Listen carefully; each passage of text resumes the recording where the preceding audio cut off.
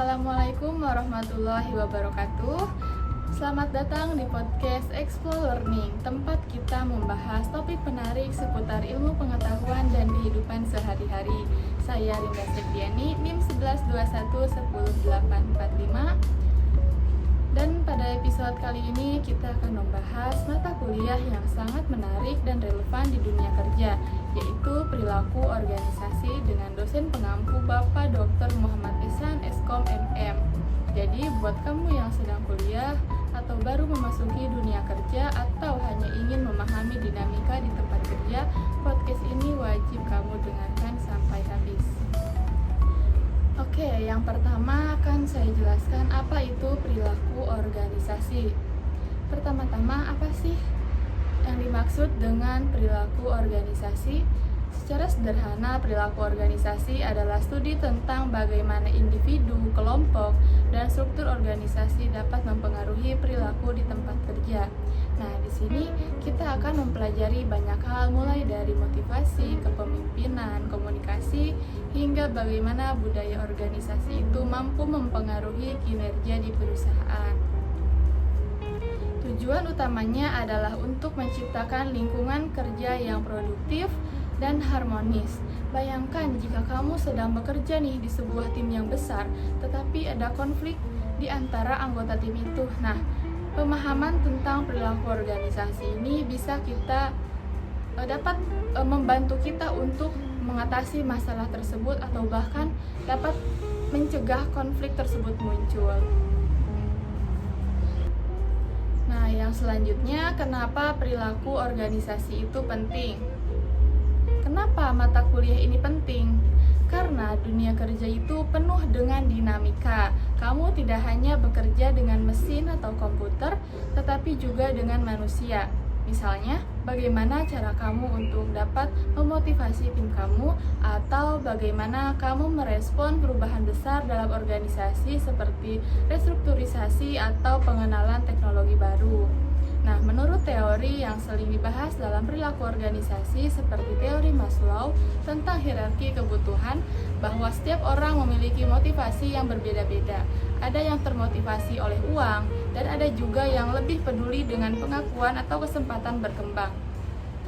Dengan memahami ini, kamu bisa berkomunikasi dan bekerja lebih baik dengan rekan kerja, atasan, bahkan dengan klien itu sendiri.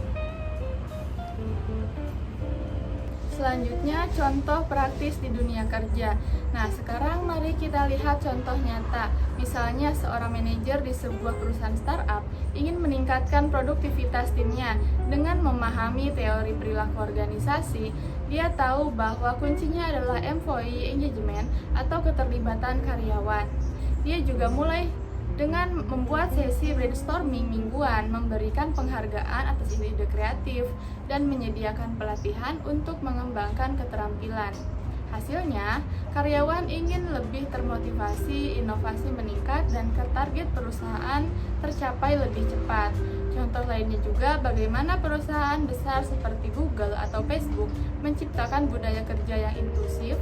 Mereka tahu bahwa keberagaman tim bisa mendorong inovasi, sehingga mereka mempraktikkan nilai-nilai keberagaman dan inklusi di setiap level organisasi.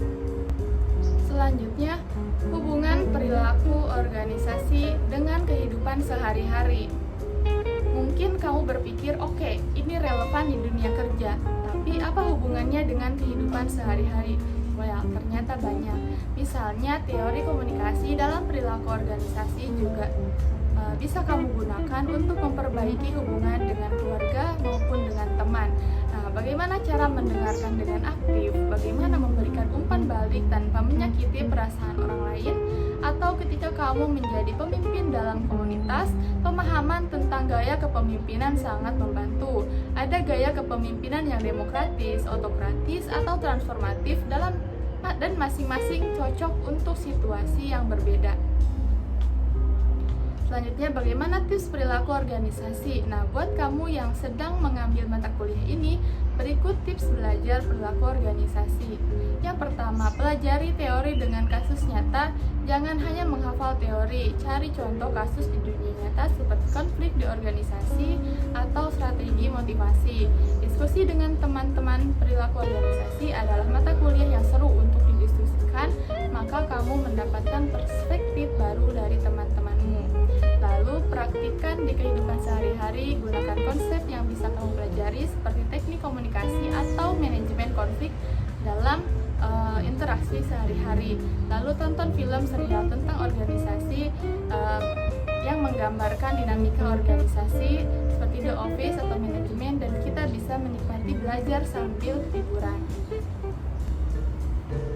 Nah, itulah pembahasan singkat tentang mata kuliah perilaku organisasi. Sangat menarik kan? Mata kuliah ini bukan hanya membantu kamu sukses di dunia kerja, tetapi juga memperkaya pemahaman tentang manusia dan cara mereka berinteraksi.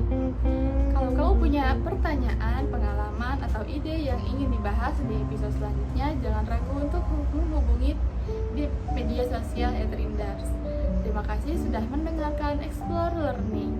Jangan lupa follow podcast ini dan bagikan ke teman-teman kamu. See you, dan teruslah belajar karena ilmu adalah investasi terbaik. Terima kasih. Wassalamualaikum warahmatullahi wabarakatuh.